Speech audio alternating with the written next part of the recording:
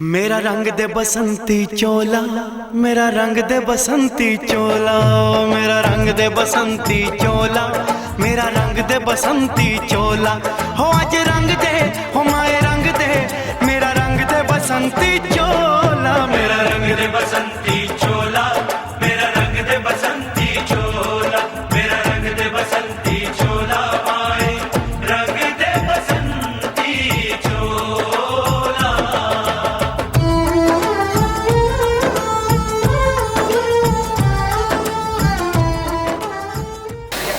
साथियों, आप सब लोग जो इस मखदूम हॉल में, जो गया कॉलेज गया का सेमिनार हॉल है, उसमें एआईएसएफ के 31वें राज्य सम्मेलन में शामिल होने के लिए आए हैं, मैं आप सबका क्रांतिकारी इस्तकबाल करता हूं। आपको जय भीम और लाल सलाम पेश करना चाहता हूं।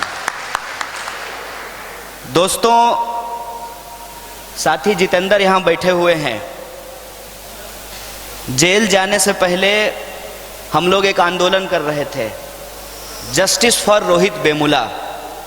रोहित वेमुला नाम के रिसर्च स्कॉलर जो हैदराबाद सेंट्रल यूनिवर्सिटी में पीएचडी कर रहे थे, उनको एबीवीपी की गुंडागर्दी और सरकार की तानाशाही के चलते अपनी जान गंवानी पड़ी।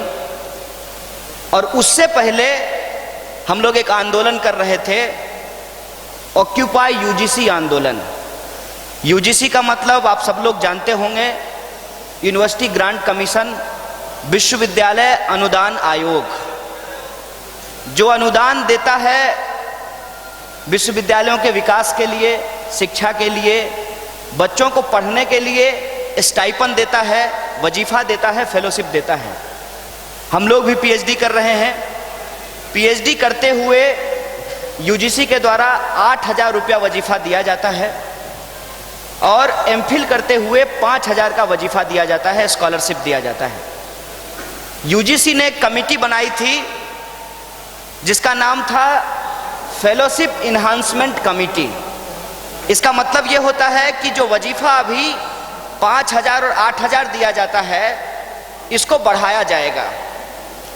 यह देश बड़ा मज़ेदार है। और वो जो बढ़ाने वाली कमेटी थी, उसका फैसला आया कि वजीफा बढ़ाया नहीं जाएगा, वजीफा ख़त्म किया जाएगा। उसके बाद विद्यार्थियों ने एक आंदोलन शुरू किया और उस वक्त वह आंदोलन पूरे देश का आंदोलन बना। और इसी दौरान मैं गया शहर आया था। मतलब ये है कि गया एक क्रांतिकारी जगह है। यहाँ जो आंदोलन करने के लिए पहुँचता है वो जेल चला जाता है। दोस्तों, गया से मेरे और भी ताल्लुकात रहे हैं। मैं मगध यूनिवर्सिटी में पढ़ा हूँ और कॉलेज ऑफ कॉमर्स का स्टूडेंट था। तो यहाँ बोध गया में जो मगध विश्वविद्यालय का मुख्यालय है, वहाँ पे आना जाना होता था, क्योंकि मैं विश्वविद्यालय की तरफ से डिबेटर था, मगध यूनिवर्सिटी को रिप्रेजेंट किया करता था। तो गया इस दौरान भी आना जाना रहा है। और गया के बारे में आप लोगों से क्या कहना है, लेकिन जेएनयू के अंदर बिहार से अगर सबसे ज़्यादा स्टूडेंट कहीं से पढ़ते हैं तो वो गया और शेरघाटी के स्टूडेंट हैं जो जेएनयू में सबसे ज़्यादा पढ़ते हैं। तो ये एक शहर है जहाँ पे एआईएसएफ का राज्य सम्मेलन हो रहा है। मैं आज इन दिनों काफ़ी व्यस्त हूँ, क्योंकि मैं पीएचडी लिख रहा हूँ और काफ़ी भागम भाग वाली स्थिति होती है। तो मैं सोच रहा था अपने एआईएसएफ के साथियों के बारे में। पूरे के पूरे सम्मेलन में शामिल होना चाहता हूँ। आपके बीच बैठकर गली नुक्कड़ में एआईएसएफ का झंडा लगाना चाहता हूँ, उसका पोस्टर लगाना चाहता हूँ। पोस्टर लगाते लगाते जब रात बीत जाए तो सुबह में चाय पीते हुए इस देश की समस्या के ऊपर चर्चा करना चाहता हूँ। इस देश को बदलने की जो चाहत और तमन्ना है, उसको आप साथियों के साथ जीना चाहता हूँ। लेकिन परिस्थिति ये है कि पीएचडी जमा करना है, वक्त का अभाव है और काफ़ी भागम भाग रहती है।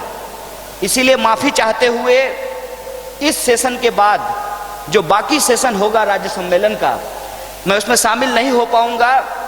लेकिन मुझे पूरी उम्मीद है कि ऑल इंडिया स्टूडेंट फेडरेशन देश का पहला छात्र संगठन जो देश की आज़ादी के आंदोलन में हिस्सा लिया और देश के अंदर अंग्रेजों को परास्त करके एक आज़ाद मुल्क की स्थापना की। और आज इस आज़ाद मुल्क की आज़ादी को संविधान ने जो हमको आज़ादी दी है, उस आज़ादी को कुछ लोग छीन लेना चाहते हैं। इसीलिए आज़ाद देश में, अपने देश में आज़ादी की मांग कर रहे हैं, जिस आज़ादी की बात हमारा संविधान करता है, जिसमें कहता है कि सबको बराबरी से रहने की आज़ादी है, सबको अपने आधार से खाने पीने की, उपासना की, अपने तरीके से धर्म को चुनने की, संप्रदाय को मानने की, न्याय की, समानता की, अवसर की, ये तमाम तरीके के समानता का अधिकार दिया गया है। आज इसको छीनने की कोशिश की जा रही है और ऐसी ताकतें सत्ता पे काबिज हुई है जिनका आप इतिहास उठा करके देख लीजिए। मैं बात कर रहा हूं कच्छाधारियों का। हाफ पैंट पहनने वाले आजकल फुल पैंट कर लिए। तो ये जो हाफ पैंट वाले हैं, ये आजकल देशभक्ति का प्रमाण पत्र बांट रहे हैं।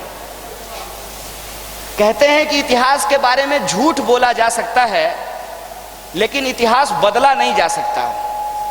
और बाबा साहब भीमराव अंबेडकर तो एक मजेदार बात बोले हैं कि जिनको इतिहास की समझ नहीं होती वो इतिहास नहीं बनाते हैं। इसीलिए ये इतिहास तो बना नहीं सकते हैं, इतिहास बदल नहीं सकते हैं, लेकिन इतिहास के बारे में झूठ जरूर बोल सकते हैं। तो ये आजकल झूठ बोल रहे हैं कि ये सबसे बड़े देशभक्त हैं। जब भी ये देशभक्त आपको दिख जाएं, उनको बुला करके पूछिएगा, एक आदमी का नाम बता दो जो ब्रिटिश के द्वारा आरएसएस के किसी लीडर को जेल में डाला गया हो, फांसी पे चढ़ाया गया हो, उसके साथ कभी कुछ किया गया हो। इनके पास ऐसा कोई नाम नहीं है। और तो और आजकल ये लोग पब्लिक में अंबेडकर करते हैं और प्राइवेट में सावरकर करते हैं। तो जो सावरकर जी थे, सावरकर जी ने अंग्रेजों से माफी मांग ली थी, इस बात का इतिहास है। और जो सावरकर के चेले हैं, वो अंबेडकर के चेलों से आजादी पे कोई मुकाबला नहीं कर सकते हैं, कोई बहस नहीं कर सकते हैं। और इनका इतिहास ये है कि माफी मांगने वाले ये लोग खुलेआम इन्होंने लिखा अपने दस्तावेजों में कि हम संघियों को, जिनको इस देश के परिधान में कोई परिधान नहीं मिला, हिटलर के मुसोलिनी से काली टोपी लेकर के आ गए, कच्छाधारी काली टोपी वाले ये संघी अंग्रेजों के बारे में कहते थे कि अंग्रेजों से हमको लड़ने की जरूरत नहीं है, अंग्रेजों को हमको मदद करनी चाहिए, क्योंकि अंग्रेज अगर रहेंगे तो इस देश में मुसलमान कमजोर हो जाएंगे और हमको हिंदू राष्ट्र बनाने में आसानी होगी। ये इनकी सोच समझदारी थी। और इस इतिहास को आप पढ़िए। क्यों करते थे कि इनको वायसराय बना दिया जाए, इनको बहुत बड़ी बड़ी डिग्री दे दी जाए और गरीबों का जमीन छीन करके इनको जमींदार बना दिया जाए, इसलिए ये जासूसी किया करते थे। उस समय अंग्रेजों की जासूसी करते थे, देश के आज़ादी के आंदोलन में हिस्सा नहीं लिया। और जब देश का संविधान लिखा जा रहा था तो आरएसएस ने कहा कि एक अछूत के द्वारा लिखे गए संविधान को हम नहीं मानेंगे। और आज उसी संविधान का कसम खा करके कुर्सी पे एकदम बैठने के लिए ताबड़तोड़ प्रतियोगिता किए हुए हैं और संविधान को नहीं मानेंगे। मनुस्मृति इस देश का संविधान है, ये आरएसएस का कहना है। और 1947 के बाद जब बाबा साहब भीमराव अंबेडकर ने कहा कि हमको हिंदू धर्म के अंदर जो जात पात है उसको खत्म करना है, उसको नस्ते नाबूद करना है, और उसको खत्म करने के लिए, उसको नस्ते नाबूद करने के लिए ये जरूरी है कि हम मनुस्मृति को जलाएंगे। और जब मनुस्मृति को जलाया गया तो ये संघी लोग उस समय बीजेपी पैदा नहीं हुआ था, इनका पप्पा है वो। तो संघी लोग जो है, संघी लोग बाबा साहब भीमराव अंबेडकर का पुतला जला रहा था। और आज 2017 में माननीय प्रधानमंत्री जी उड़न खटोला से गए थे बाबा साहब को पुष्पांजलि अर्पित करने के लिए। बहुत बढ़िया बात है। अंबेडकर को जलाने से लेकर के अंबेडकर का मूर्ति लगाने वाले, जब तक मनुस्मृति नहीं जलाओगे तब तक नहीं मानेंगे कि तुमको इस देश के संविधान में भरोसा है। चलो छोड़ देते हैं मनुस्मृति को। कौन पूछ रहा है आजकल मनुस्मृति को? आजकल आरएसएस भी मनुस्मृति की बात नहीं कर रही है। तो देश के संविधान की बात कर लेते हैं। और देश का संविधान क्या कहता है? देश का संविधान कहता है कि भारत की सीमा रहने वाले सभी जाति, धर्म, संप्रदाय, भाषा, बोली, रंग के लोग, सभी लिंग के लोग इस देश के नागरिक हैं। और इस देश के नागरिकों का तमाम अधिकार समान रखा गया है, चाहे वो हिंदू हो, मुसलमान हो, सिख हो या ईसाई हो, ब्राह्मण हो या दलित हो, गोरा हो या काला हो, सबके लिए बराबरी की बात की गई है। जब सबके लिए बराबरी की बात की गई है तो उस बराबरी का हक जब हम मांगते हैं, जब हम कहते हैं कि हमको मनुवाद से आज़ादी चाहिए, हमको जातिवाद से आज़ादी चाहिए, जो धार्मिक उन्माद है, जो सांप्रदायिकता है, हमको उससे आज़ादी चाहिए, समाज के अंदर जो गरीबी, लूट और भूख है उससे हमको आज़ादी चाहिए। और हर एक इंसान को, चाहे वो अमीर हो या गरीब हो, महिला हो या पुरुष हो, ब्राह्मण हो या दलित हो, हिंदू हो या मुसलमान हो, सबको आत्मसम्मान से जीने का हक है। हमको इस आत्मसम्मान की आज़ादी चाहिए। तो इस बात से आपको पेट में दर्द क्यों होता है? इनको पेट में दर्द इसलिए होता है क्योंकि इनको संविधान में भरोसा नहीं है। इसीलिए ये कहते हैं कि हमको हिंदू राष्ट्र बनाना है। भाई, इस देश को तुम इतना हल्का मत समझो। जब तुम अंग्रेजों की चापलूसी कर रहे थे, जासूसी कर रहे थे, तब भी तुम्हारे खाकी चड्डी के भीतर जो भगवा रंग है उसको हमने देख लिया था। और आज भी देशभक्ति के नाम पर, राष्ट्रभक्ति के नाम पर तुम्हारा बगल बच्चा ध्रुव सक्सेना और उसके बच्चे पाकिस्तान की जासूसी कर रहे हैं, उसको हमने देख लिया है। तुम हमको देशभक्त साबित करो, ये हम जरूरी नहीं समझते हैं, लेकिन तुम गद्दार हो, कभी अंग्रेजों के लिए गद्दारी की, आज पाकिस्तान के नाम पे गद्दारी कर रहे हो, ये हम जरूर समझते हैं। और साथियों, एक ताज़ा मामला है। आप सब लोग टेलीविज़न देखते होंगे, हालांकि टेलीविज़न की दुनिया का अजब निराला है। मतलब आपको ऐसा दिखाया जाएगा कि आप एक क्रीम लगा लीजिए, आप गोरा हो जाएंगे। उसी तरीके से उस पर कुछ दिन पहले मोदी मोदी मोदी मोदी कर रहा था, आजकल जोगी जोगी जोगी जोगी कर रहा है। तो प्रधानमंत्री जी भी सोच रहे होंगे कि कितना बेईमान है, 3 साल में ही अपना रंग दिखा दिया। कल तक जो मोदी की प्रशंसा में जिनका कंठ नहीं सूखता था, बिना पानी पिए उनकी प्रशंसा में लगे रहते थे, आजकल अपना पाला बदल लिया है। और यहाँ तक कि योगी जी के बिस्तर में घुस करके कैमरामैन के साथ रिपोर्टिंग कर रहे हैं। क्या खाते हैं, क्या पहनते हैं, कितना बार नहाते हैं। शुक्र है कि ये नहीं कह दिया कि कितना बार जाते हैं। आप ये समझ लीजिए कि टीवी पे ऐसा माहौल बना हुआ है। उसी टीवी पे एक विमर्श चल रहा है कुलभूषण जाधव का। भारत सरकार कह रही है कि वो हमारे जासूस नहीं हैं, पाकिस्तान कह रही है कि वो भारत की तरफ से जासूस हैं। और बिल्कुल एक गलत तरीके से कोर्ट मार्शल करके उनको फांसी देने की बात की गई है। हिंदुस्तान के अंदर कुछ भी हो जाए, किसी भी इंसान को, चाहे वो गरीब हो, पिछड़ा हो, शोषित हो, अल्पसंख्यक हो, आदिवासी हो या महिला हो, उसको डरने की जरूरत नहीं है। ये देश इनका बपौती नहीं है, इनका सारा नौटंकी इनके पास पहुंचा देंगे, उन्हीं को समझा देंगे कि यह देश तुम्हारा बपौती नहीं है। उनको कभी भी डरने की जरूरत नहीं है, इनसे कभी घबराने की जरूरत नहीं है। ये जो बार बार कहते हैं कि कोई भी आतंकवादी पकड़ा जाता है, उसको पकड़ करके हम चौक चौराहे पे गोली मार देंगे, तब हम लोग कहते हैं कि आतंकवादी पकड़ा गया है, आतंकवादी है कि नहीं है और उसको क्या सजा मिलनी चाहिए, इसके लिए हमारा कोर्ट है। और देखिए हमारे कोर्ट सिस्टम को, जिसको इन्होंने बर्बाद करने की भरपूर कोशिश की है, फिर भी कसाब को यहाँ पे प्रॉपर ट्रायल मिला था, पूरा अधिकार उसको दिया गया था। लेकिन पाकिस्तान के अंदर जो सिचुएशन है, उस सिचुएशन को लोग हिंदुस्तान के अंदर बनाना चाहते हैं।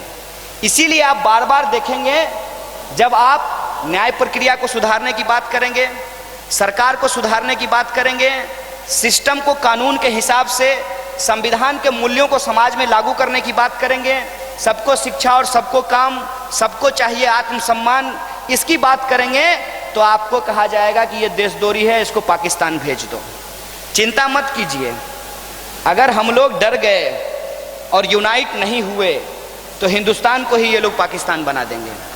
और क्या फर्क है हिंदुस्तान और पाकिस्तान में? हिंदुस्तान एक डेमोक्रेटिक कंट्री है। ये अलग बात है कि तमाम तरीके की गड़बड़ियां फैला करके इस डेमोक्रेसी को कमजोर करने की, इस संविधान को कमजोर करने की, और इस देश के अंदर जो तहजीब है, जो एकता है, इस हॉल का नाम भी एकता हॉल है, उसको कमजोर करने की कोशिश की जा रही है। और यहाँ पे बार बार थियोक्रेसी को लागू कराने की कोशिश की जा रही है। और Pakistan as a theocratic country उस इंसान पे, कुलभूषण जाधव पे, जो इस देश का नागरिक है, इसमें कोई दो राय नहीं है, उसको ऊपर कोर्ट मार्शल करके उसको गलत तरीके से एग्जीक्यूट करना चाहता है, उसको फांसी देना चाहता है। इस बात की पुरजोर मुखालफत एज ए डेमोक्रेटिक कंट्री हमको करना चाहिए, उनकी तरह नहीं। उनके लिए तो आपके नल में अगर पानी नहीं आता, उसके लिए भी पाकिस्तान जिम्मेवार है। उनके लिए तो मानसून टाइम पे नहीं आता है, उसके लिए भी पाकिस्तान जिम्मेवार है।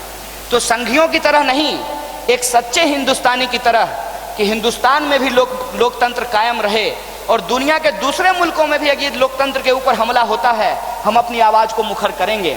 और एक इंसान को आनन फानन में कोर्ट मार्शल कर देना, ये गलत है, ये बात नहीं होनी चाहिए। अब सवाल आता है कि मैडम सुषमा जी का और हमारे 56 इंच वाले गदाधारी, जुमलाधारी प्रधानमंत्री जी का क्या रोल होगा? क्योंकि प्रधानमंत्री जी धूमकेतु की तरह पूरी दुनिया का चक्कर लगा आए हैं। और ये संघी लोग आपको व्हाट्सएप पे मैसेज भेजते होंगे कि पहली बार एक ऐसा अद्भुत प्रधानमंत्री बना है जो आराम ही नहीं करता है, वो काम ही काम करता है। तो जरा टेस्टिंग हो जाए। धूमकेतु की तरह पूरी दुनिया घूम करके आए हैं और कहते हैं कि हमने चाइना को डरा दिया, अमेरिका को मिला लिया, रसिया को समझा दिया और बाकी तो कोई दुनिया में है ही नहीं। जब इतना पावरफुल आप हो गए हैं तो आपको पाकिस्तान के ऊपर दबाव बनाना चाहिए और कुलभूषण जाधव को फांसी होने से बचाना चाहिए। अगर ये आप नहीं करते हैं तब तो इसका मतलब ये है कि आप काम नहीं करते हैं। सच में मोदी जी आप कारनामा करते हैं और ये कारनामा आपका सामने में आएगा। और इनकी हिपोक्रेसी देखिए, जब चुनाव प्रचार होता था तो कह रहे थे एकदम इसी व्हाट्सएप मैसेज में, गुजरात मॉडल लाएंगे, 56 इंच का प्रधानमंत्री बनाएंगे, सीना लंबाई नहीं, 56 इंच का प्रधानमंत्री बनाएंगे। और चाइना तो एकदम डर जाएगा, यूं थर-थर करने लगेगा। और अमेरिका का क्या है? अमेरिका तो मतलब जो मोदी जी कहेंगे वही ट्रंप करेगा, मतलब इस तरीके का माहौल बनाया गया। और अभी स्थिति ये है, अभी दीपावली कुछ दिन पहले गुजरा होगा और आप लोगों को कहा होगा कि चाइनीज बल्ब मत जलाइए। और कुछ दिन के बाद कहा होगा आप लोगों से कि देश कैशलेस हो गया, इसलिए पेटीएम कीजिए। जरा पूछिएगा इनसे, संघियों से, कि पेटीएम में तुम्हारा पैसा जो है तुम्हारे नाना का लगा हुआ है, उसमें चाइना का ही पैसा लगा हुआ है। तो ये एक माहौल बना रहे थे कि पूरे देश में जो है, पूरी दुनिया में हम सबसे ताकतवर हो गए हैं। एक बड़ा मजेदार प्रश्न पूछा जब कह रहे थे कि पाकिस्तान को आतंकवादी देश घोषित करो, आतंकवादी देश घोषित करो, तो एक पत्रकार धीरे से बोला कि आप क्यों कहते हैं कि अमेरिका को आप घोषित करो, आप ही क्यों नहीं कर देते हैं। मतलब ये है कि तमाम तरीके का जो नॉन इशू है, जिस इशू से इस देश का कोई लेना देना नहीं है, वो जो फालतू इशू है उसको टीवी का प्राइम टाइम बना दिया जाता है। मसलन एक तरफ कहेंगे कि हिंदू महिलाओं को 10 बच्चा पैदा करना चाहिए, दूसरी तरफ कहेंगे कि मुस्लिम महिलाओं के ऊपर बहुत अत्याचार हो रहा है और यह जो 3 तलाक उनके साथ होता है वो उनके अधिकारों का हनन है। चलिए मोदी जी मान लेते हैं आपकी बात, उन्हीं की बात मान लेते हैं थोड़ी देर के लिए कि 3 तलाक जो है वो मुस्लिम महिलाओं के साथ उनके अधिकारों का हनन है, और हिंदू महिला 10 बच्चा पैदा करे ये उसके अधिकारों का हनन नहीं है। मतलब वो औरत नहीं है, बच्चा पैदा करने की मशीन है। आप कौन होते हैं? आप कौन होते हैं ये बात तय करने के लिए कि कौन किसको तलाक देगा, कौन किसको तलाक नहीं देगा, कौन कितना बच्चा पैदा करेगा, कौन कितना बच्चा पैदा नहीं करेगा, किसकी घर वापसी होगी, किसका लब जहाद होगा, कौन क्या खाएगा और कौन क्या पहनेगा, ये तय करने वाले आप कौन होते हैं? तो कहते हैं कि हमको बहुमत मिली है, हमको 283 जनता ने दिया है, हम देश के प्रधानमंत्री हैं। अरे तो आप देश के प्रधानमंत्री हैं, देश के अंदर जो नैतिकता के नाम पे आप रियल इश्यूज को भटकाने की साजिश कर रहे हैं, इस पर कोई सवाल खड़ा करेगा कि नहीं खड़ा करेगा? और सवाल जब हम खड़ा करते हैं तो क्या पूछते हैं? हम कहते हैं कि 3 तलाक के ऊपर आप अगर विमर्श करना चाहते हैं, यूनिफॉर्म सिविल कोड के ऊपर विमर्श करना चाहते हैं, इस देश के अंदर राम मंदिर होना चाहिए कि नहीं होना चाहिए, इस पे विमर्श करना चाहते हैं, वो एक मसला हो सकता है। लेकिन आपको मैंडेट किस लिए दिया गया था? आपको मैंडेट दिया गया विकास के नाम पे, आपको मैंडेट दिया गया कि हम सबका साथ करेंगे, सबका साथ सबका विकास करेंगे, आपको मैंडेट दिया गया कि आप महंगाई को कम करेंगे, आपको मैंडेट दिया गया कि महिलाओं के ऊपर होने वाले अत्याचार को हम कम करेंगे, आपको मैंडेट दिया गया कि इस देश के अंदर भ्रष्टाचार बहुत है, भ्रष्टाचार को खत्म करके हर एक इंसान के खाते में 15 लाख रुपया पहुंचाएंगे और देश के अंदर प्रॉस्पेरिटी को लाएंगे। यही मुद्दे थे। मेरे ख्याल से आप लोगों को भी याद होगा, याद नहीं होगा तो जाकर के एक बार फिर से मोदी जी का 2014 वाला भाषण सुन लीजिएगा, जिसमें हर जगह जाकर के वो यही बोलते थे। और जब चुनाव जीत करके आए हैं, एक एक सवाल पे बात कर लेते हैं। सबसे बड़ा सवाल क्या है? सबसे बड़ा सवाल है इस देश के अंदर बेरोजगारी। बेरोजगारी की स्थिति क्या है? बेरोजगारी की स्थिति इस बार का सरकार का डेटा है भाई साहब, मैं डेटा दे रहा हूं और इनकी तरफ फर्जी डाटा नहीं दे रहा हूं कि 3500 गांव में एलईडी बल्ब लगाते हैं और डेटा में बता देते हैं कि 35,000 गांव में लगाया गया है। तो मैं एकदम असली डेटा आपको दे रहा हूं कि प्राइवेट सेक्टर में पहली बार इस साल, इस फिजिकल ईयर में कोई रोजगार पैदा नहीं हुआ है। और अजीम प्रेमजी का जो संस्थान है इन्फोसिस, जो अपने एम्प्लॉय को सबसे ज़्यादा वेज देता था, सबसे ज़्यादा फैसिलिटी देती थी और कभी भी उनको हायर एंड फायर नहीं करता था, उस कंपनी ने 9,000 एम्प्लॉय को बाहर किया है। और तमाम जो मीडिया हाउसेज हैं वहाँ पे डीमोनेटाइजेशन के बाद लगभग 50% जो नौकरी करने वाले थे उनके रोजगार में कटौती की गई है। सरकार का आंकड़ा है कि इस देश में लगभग 6 से 7 लाख इंजीनियर हर साल बनते हैं और पिछले साल 1,35,000 रोजगार पैदा किया गया। मतलब हर साल 2 करोड़ का रोजगार पैदा करने का इनका वादा इनकी तरह ही झूठ है। दूसरा सवाल है महंगाई का। इस पे तो हमको ज़्यादा कुछ बोलने की ज़रूरत नहीं है। आप सब लोग रोज बाजार जाते हैं, रोज सब्जी दाल नून तेल खरीदते हैं, आपको बढ़िया से पता चल रहा होगा कि महंगाई घटी है कि महंगाई बढ़ी है।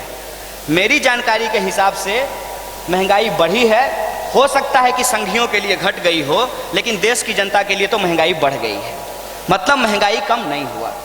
तीसरा सवाल है भ्रष्टाचार का।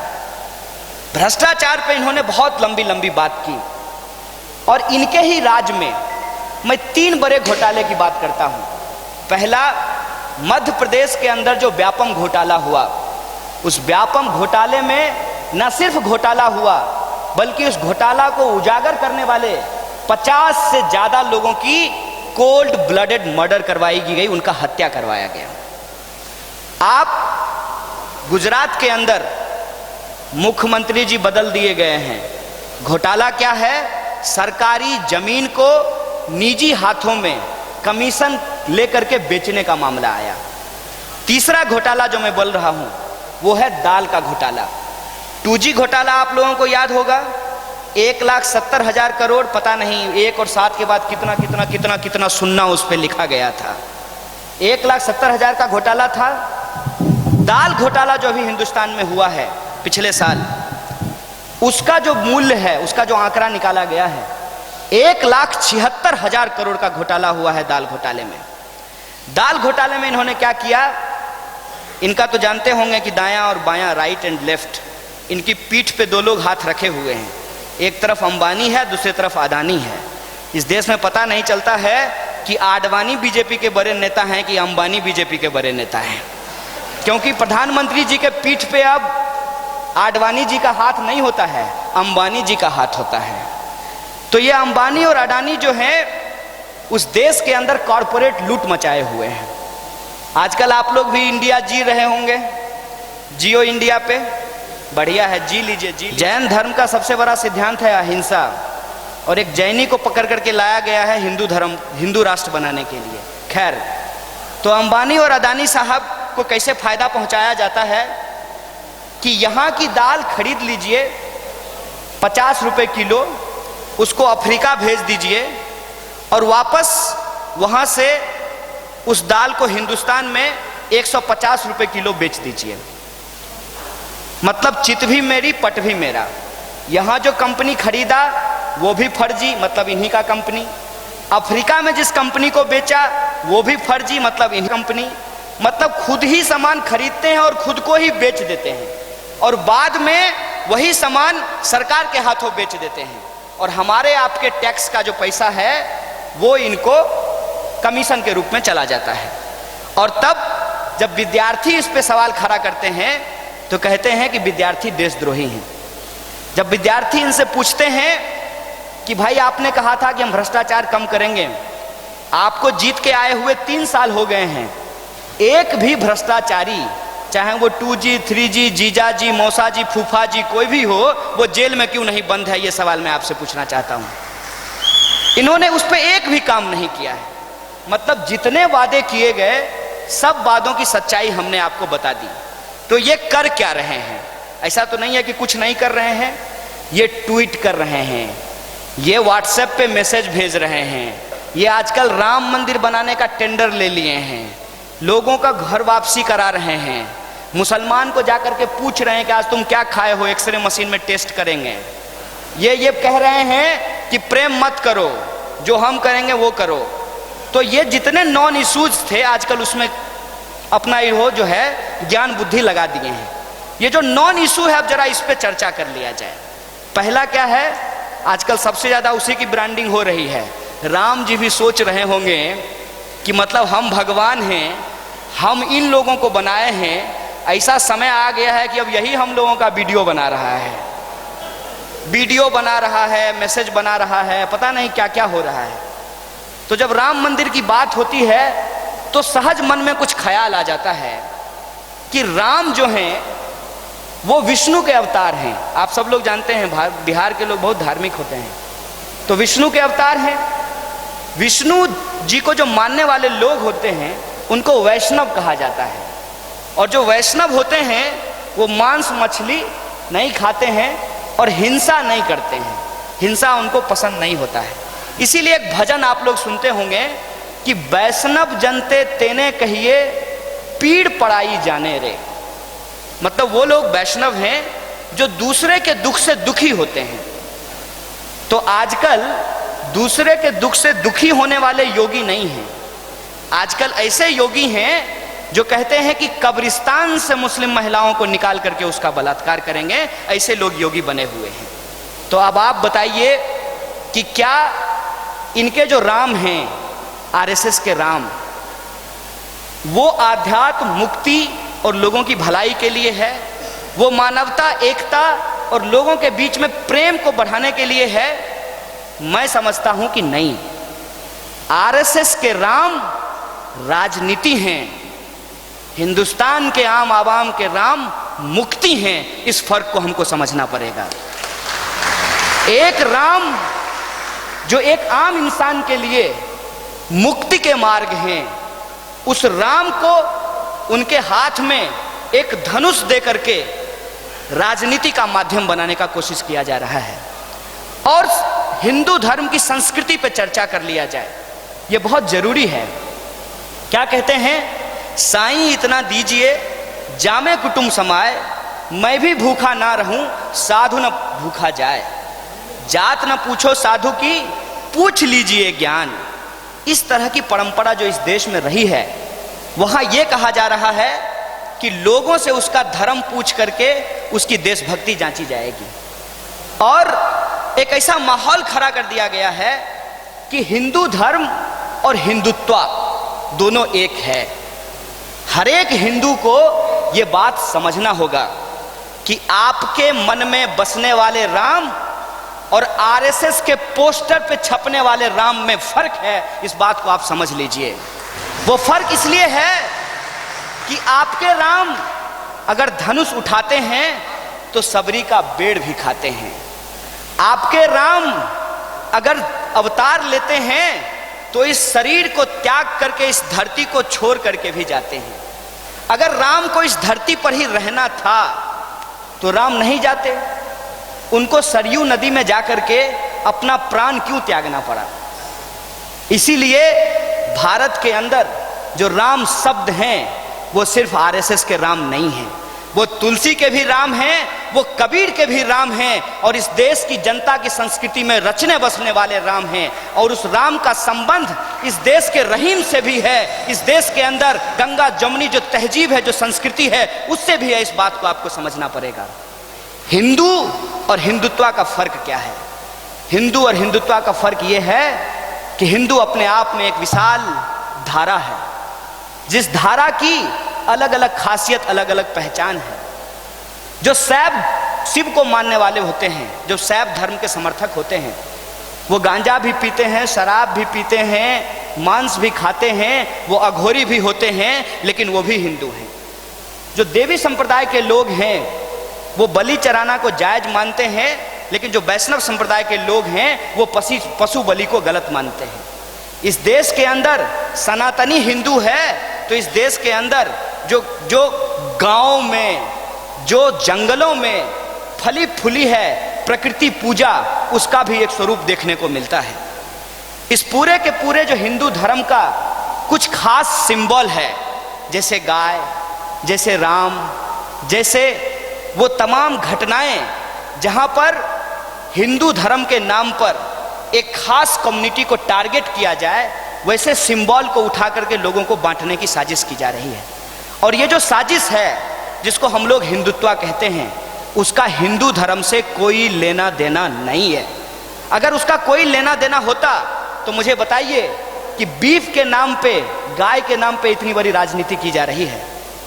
वो तमाम लोग जो गाय के व्यापार में शामिल हैं, जो टॉप के व्यापारी हैं, वो सब के सब हिंदू धर्म से आते हैं। ये सवाल मैं पूछना चाहता हूं, ऐसा क्यों है? ऐसा इसलिए है कि धर्म हमारा व्यक्तिगत मसला है, राजनीति एक अलग चीज है, व्यापार अर्थव्यवस्था एक अलग चीज है, संस्कृति एक अलग चीज है।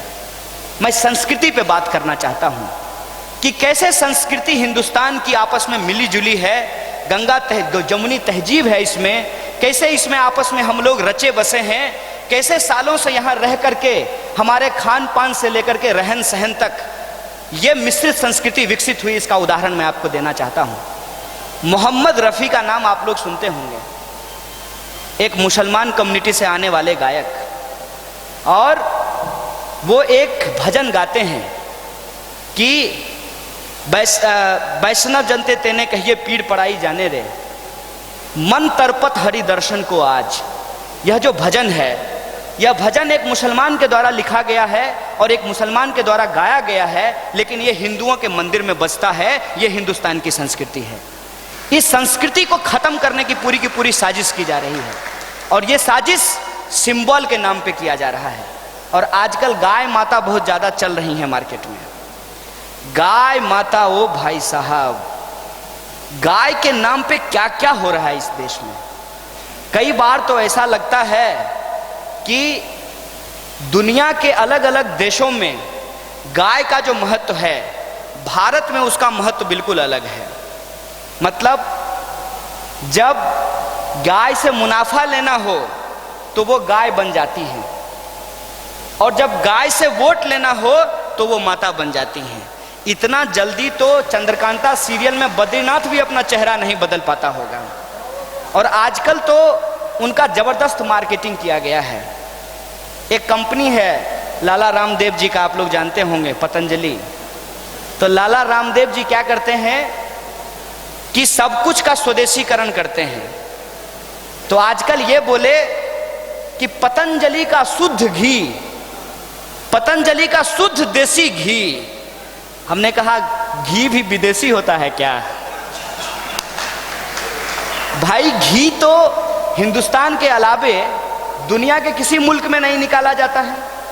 इसीलिए घी शब्द को जब आप अंग्रेजी में लिखेंगे तो GHEE घी लिखते हैं। उसका दूसरा कोई अंग्रेजी शब्द नहीं है। दुनिया के बाकी देशों में गाय के दूध से बटर निकाला जाता है, मक्खन निकाला जाता है, घी नहीं निकाला जाता है। तो घी जब भी होगा तो वो देसी ही होगा, तो उसको अलग से शुद्ध देसी घी लिखने का क्या मतलब है? तो ये स्वदेशी के नाम पे, राष्ट्रभक्ति के नाम पे, गाय माता के नाम पे, गौमूत्र के नाम पे, गोबर के नाम पे, राम मंदिर के नाम पे, देशभक्ति के नाम पे आरएसएस अपना दुकान बहुत बढ़िया चला रही है। मतलब आप यदि ये कह दें कि राम हमारे मन में बसते हैं, हमको मस्जिद तोड़ करके मंदिर बनाने की जरूरत नहीं है, तो आपको पटाख से जो है हिंदू विरोधी कह दिया जाएगा। अगर आप ये कह दें कि राम का सवाल हमारे लिए व्यक्तिगत है, धार्मिक है, लेकिन मैं समझता हूं कि सरकार का काम देश में हॉस्पिटल बनाना, स्कूल बनाना, कॉलेज बनाना, सड़क बनाना, फैक्ट्री लगाना, किसान जो आत्महत्या कर रहे हैं उस आत्महत्या को रोकने के लिए कर्जे की माफ़ी करना, ये काम है, तो तुरंत आपको देशद्रोही कह दिया जाएगा। अगर आप ये कह दें कि बाबा रामदेव स्वदेशी के नाम पर अपनी दुकान चला रहे हैं, तो आपको तुरंत संतों और भक्तों और परंपराओं, पता नहीं संस्कृति किसके किसके खिलाफ बोल दिया जाएगा कि सच और सही बात है। ना उसको कोई सुनने के लिए तैयार है, ना उसको कोई बोलने के लिए तैयार है। यदि कोई बोलने की कोशिश भी करे, या तो उसको रोहित वेमुला की तरह फांसी लगाना पड़ेगा, या उसको नजीब की तरह गायब कर दिया जाएगा, या फिर उसको गद्दार या देशद्रोही साबित कर दिया जाएगा। देश के अंदर यह माहौल खड़ा किया गया है, और ऐसे माहौल में जो हमारे जेन्युइन सवाल हैं, इस पूरे के पूरे फर्जी विमर्श में जो हमारे असली सवाल हैं वो कहीं ना कहीं नज़रअंदाज हो रहे हैं। असली सवाल क्या है कि आप देखिए कि शिक्षा के अंदर लगातार बजट कटौती की जा रही है। शिक्षा के अंदर यदि बजट कटौती होगी, सरकारी स्कूल बंद हो जाएंगे, और जो गरीब गुरबे के बच्चे हैं वो अपनी पढ़ाई लिखाई नहीं कर पाएंगे। और इसी साजिश के तहत जेएनयू के अंदर 83% सीट का कटौती किया गया। जहां 1400 एडमिशन होता था उसको घटा करके 100 पे ला करके रख दिया गया है। चाहते हैं कि जेएनयू जैसे संस्थान बंद हो जाएं, ताकि इस देश के अंदर दूध बेचने वाला, खेत में काम करने वाला, आंगनबाड़ी का बच्चा, ठेला चलाने वाला, रिक्शा चलाने वाला, गरीब गुरबा का बच्चा जो है वो पीएचडी नहीं कर पाए। क्योंकि यदि वो पीएचडी कर लेगा तो इनके 2G 3G जीजाजी के संबंधों को समझ जाएगा। राम के नाम पे जो इनके धर्म की दुकान है उसका शटर गिरा देगा। जाति के नाम पे, रंग के नाम पे, भाषा और बोली के नाम पे जो इस समाज को बांटना चाहते हैं, जो समाज ऑलरेडी बटा हुआ है उसको अंदर ये और गहराई को बढ़ाना चाहते हैं, वो एक्सपोज हो जाएगा और लोग इनकी चाकरी छोड़ करके अपने हक की मांग करने लगेंगे, आज़ाद देश में आज़ादी की बात करने लगेंगे। इससे इनको दिक्कत हो जाएगी क्योंकि ये गुलामी की परंपरा वाले लोग हैं। ऐसा माहौल जब देश के अंदर बना है, वैसे सिचुएशन में हम लोगों को क्या करना चाहिए, ये सवाल आज हमारे सामने है।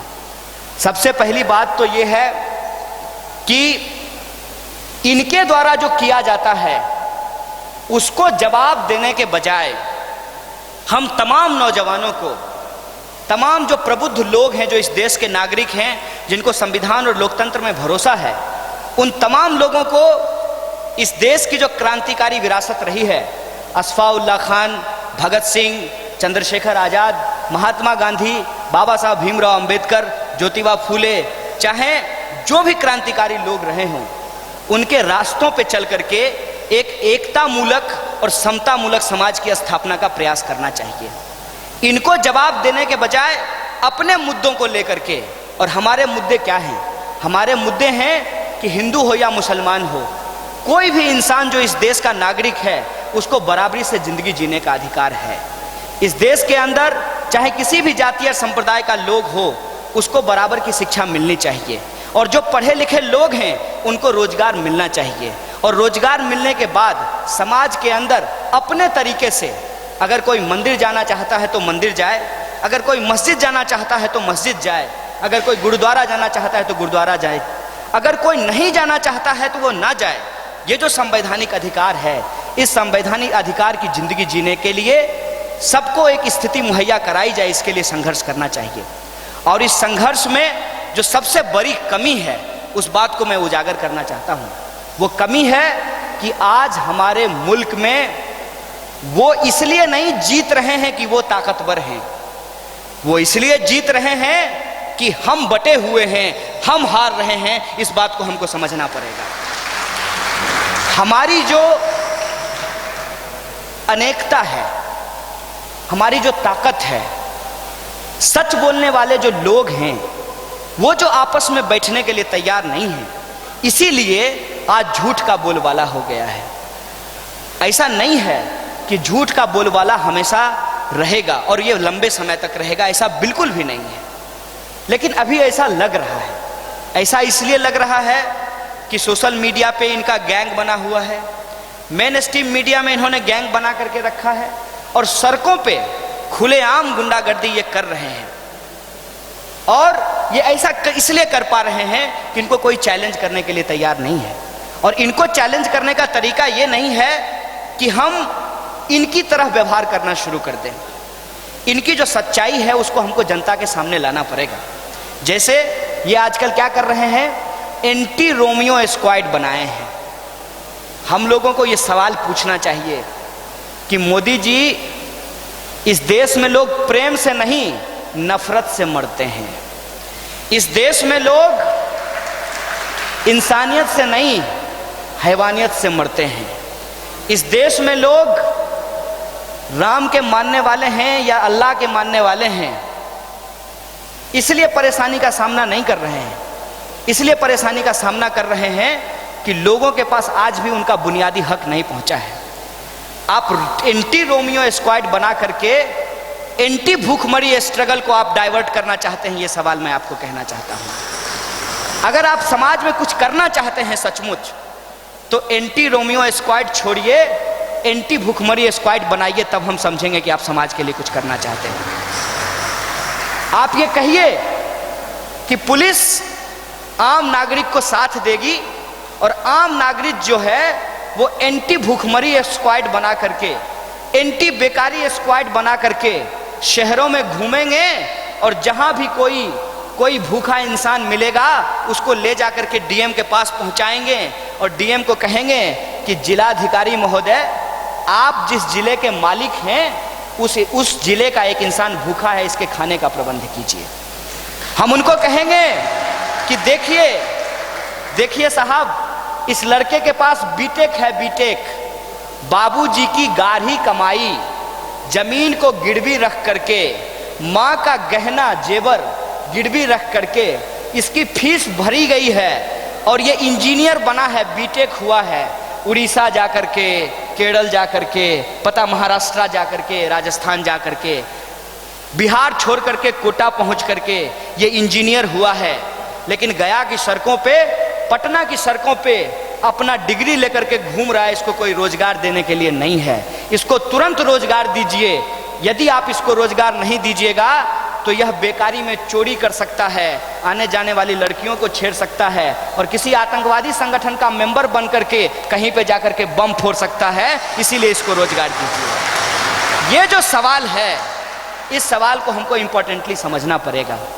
इंसान को मारना इंपॉर्टेंट है कि इंसान को बचाना इंपॉर्टेंट है? ये सवाल आज हमारे सामने है और वो उनके लिए इंसान को मारना इंपॉर्टेंट है। इसीलिए आप देखिए, जब अलवर के अंदर गाय के नाम पे एक इंसान को भगदड़ की भीड़ बना करके मार दिया जाता है, लिंच कर दिया जाता है उसको, उस पर बीजेपी का बयान आता है और कहते हैं कि हमको इस बात का कोई अफसोस नहीं है। मंत्री साहब पार्लियामेंट में कहते हैं कि ऐसी कोई घटना हुई ही नहीं है।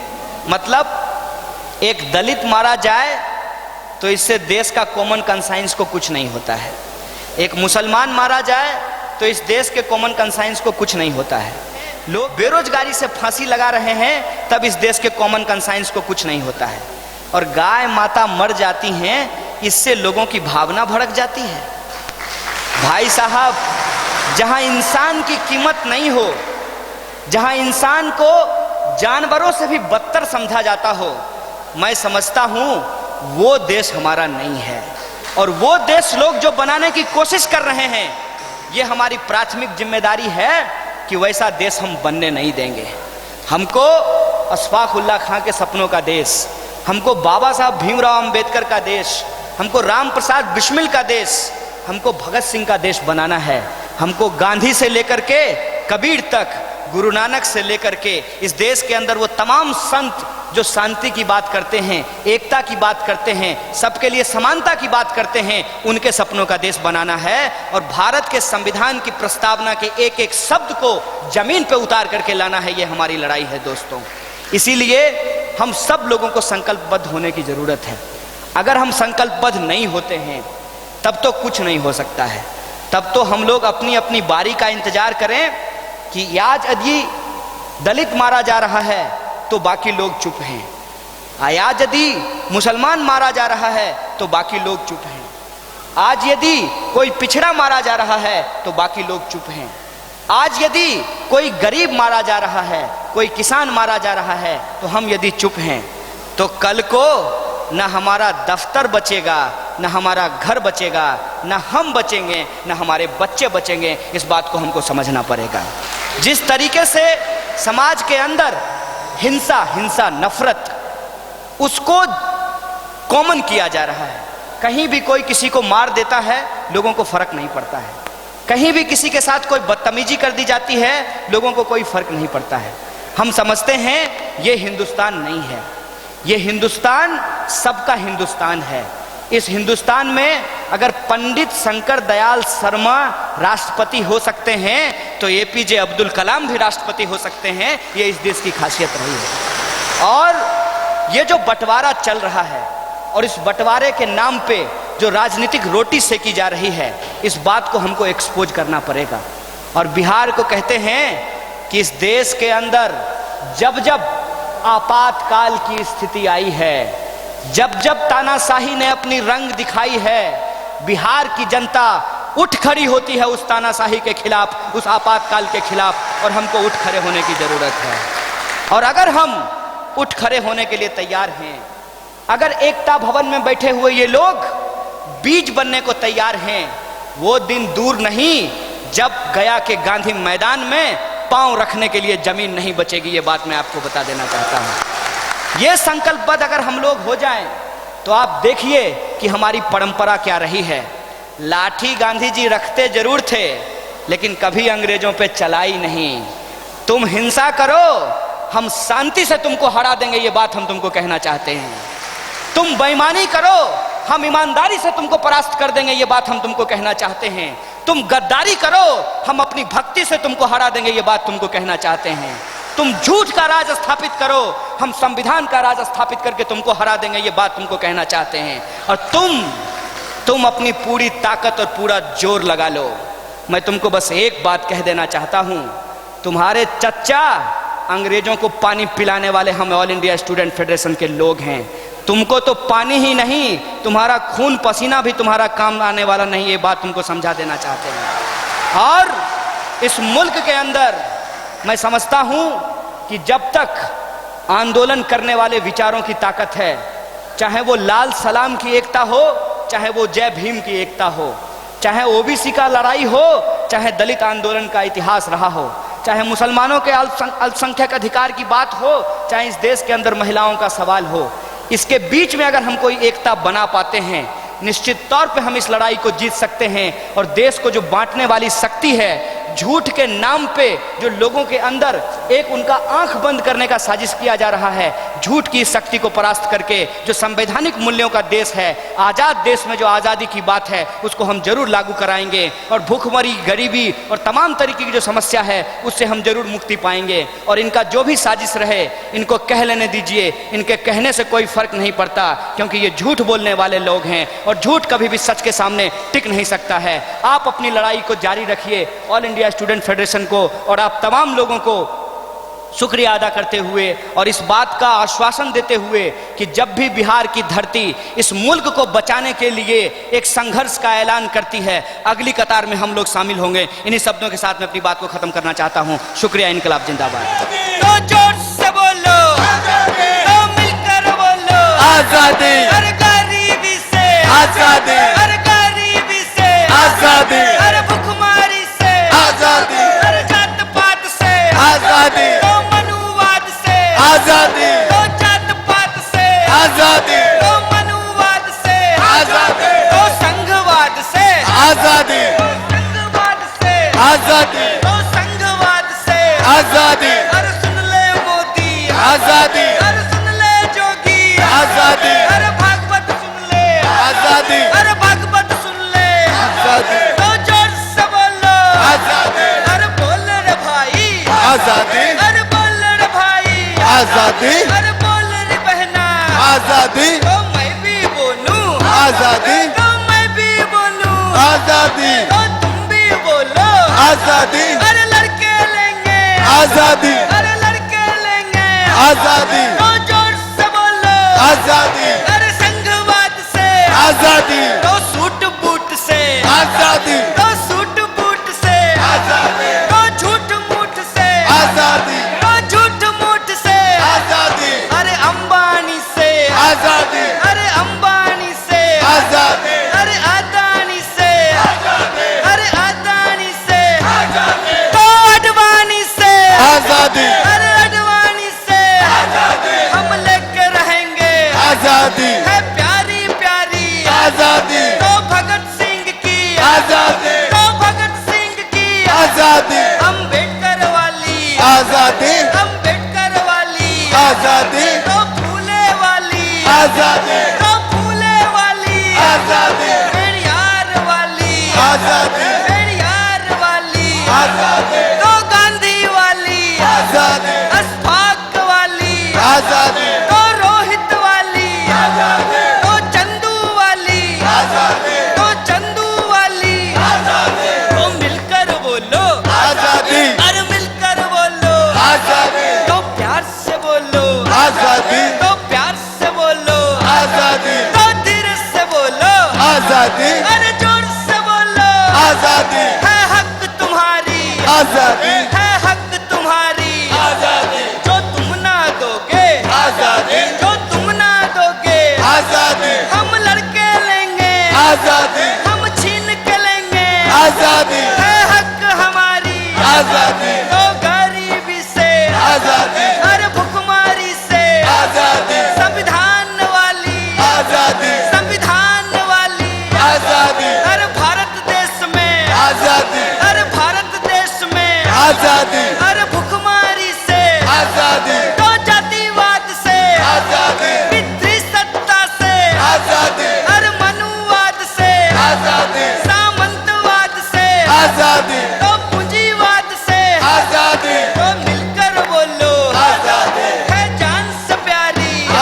आजादी है प्यारी प्यारी आजादी तुम कुछ भी कर लो आजादी तुम पुलिस बुलाओ आजादी तुम डंडे मारो आजादी तुम डंडे मारो आजादी तुम जेल में डालो आजादी तुम जेल में डालो हम नहीं डरेंगे आजादी हम नहीं डरेंगे आजादी हम नहीं झुकेंगे आजादी तो लड़के लेंगे आजादी तो मिलकर बोलो आजादी तो मैं भी बोलूं आजादी तो हिंदू बोला आजादी तो मुस्लिम बोला आजादी तो सिख ने बोला आजादी हम लेके रहेंगे आजादी तो तनुवाद से आजादी तो मनुवाद से आजादी तो जातिवाद से आजादी तो इनकलाब जिंदाबाद इनकलाब जिंदाबाद अरे AISF लड़े चलो बढ़े चलो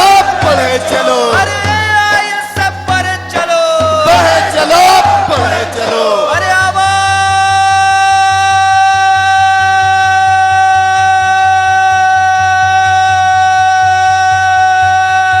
आवाज दो हम एक हैं।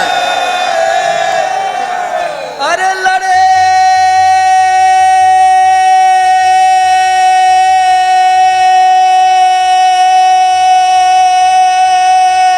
लड़ेंगे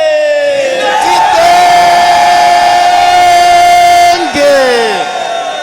बहुत बहुत शुक्रिया आप तमाम लोगों का बहुत बहुत शुक्रिया